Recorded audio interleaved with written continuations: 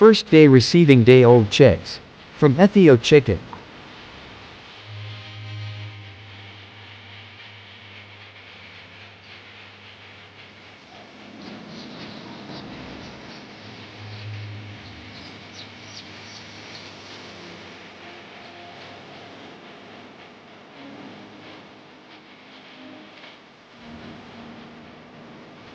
Before the chicks arrived, we took several important steps to ensure a safe and healthy environment.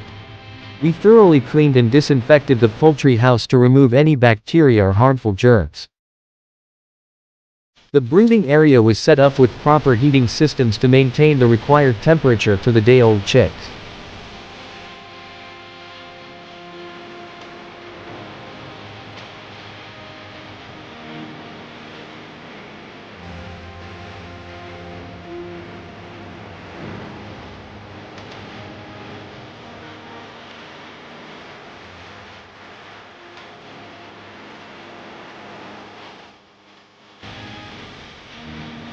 We also installed electricity and lighting to provide warmth and visibility, especially during the night.